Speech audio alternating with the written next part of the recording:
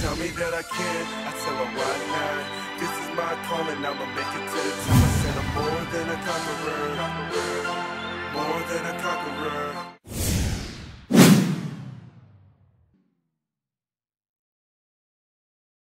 Again, all three athletes made this assertion. If It Fits Your Macros was so good, if it was so optimal, why don't Jay Cutler use it? Why doesn't Ronnie Coleman use it? Why doesn't Phil Heath use it? Why didn't Arnold Schwarzenegger use it? This is just a mad argument, because you're not fucking Jay Cutler. I'm sorry to swear, nobody is Jay Cutler. No one is Ronnie Coleman. No one is Phil Heath. Do people honestly think that clean eating is why Jay Cutler looks the way he does? Do you honestly think clean eating is the reason Arnold looked the way he did? Do you think clean eating is the reason Ronnie Coleman looked the way he did? You've got to look at other variables. You can't just come to conclusions based on what somebody who's been deemed the most muscular guy in the world, has been doing. Look at the variables. Jay Cutler, for example, you've got to look at genetics. This man walked into the gym on his first day and benched 3 plates aside. That's 315 pounds he was repping.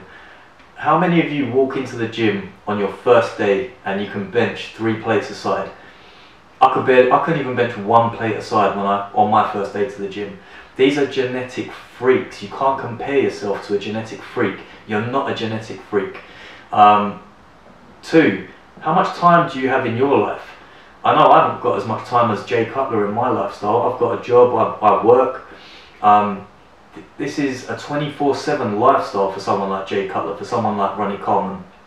So how can you compare yourself to that? And thirdly, which obviously no one ever wants to talk about, is your drug regimen like Jay Cutler's or Ronnie Coleman's or Phil Heath's? Let's keep it real. If you're on 30, 40, 50 grand a year worth of drugs, the margin of error increases this big. The margin of error when you're a natural athlete is this: you need to be doing things optimally. The margin of error when you're on that much steroids is you can make mistakes. It's like Layne Norton said it best. Some people will get results in spite of what they're doing, not because of what they're doing. And IFBB pros are a good example of that. Because if you have carbohydrate after you're working out, you just wasted all your workout. Don't get me wrong, guys like Ben Pakowski are very intelligent. He disappoints me sometimes with his lack of critical thinking.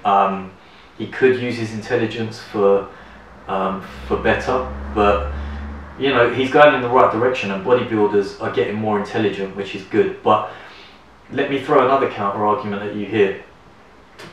If IIFYM was no good, why are natural bodybuilding pros who have no margin for error, they need to make sure everything they're doing is optimal? Why are guys like Alberto Nunes coming in absolutely diced to the socks on If It Fits Your Macros and flexible dieting? Why are guys like Ryan Doris, why aren't they clean eating?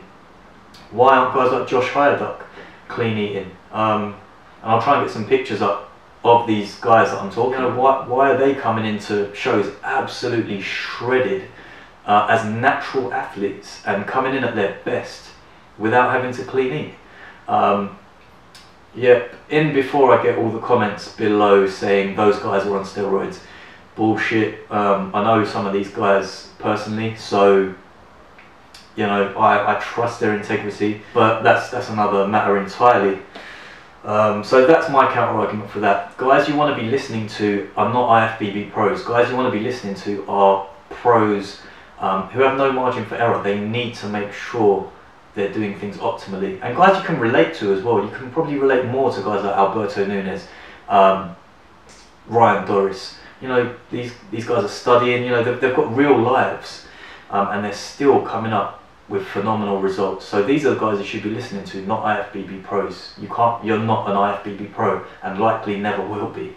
these guys personally, so you know, I trust their integrity, but that's another matter entirely.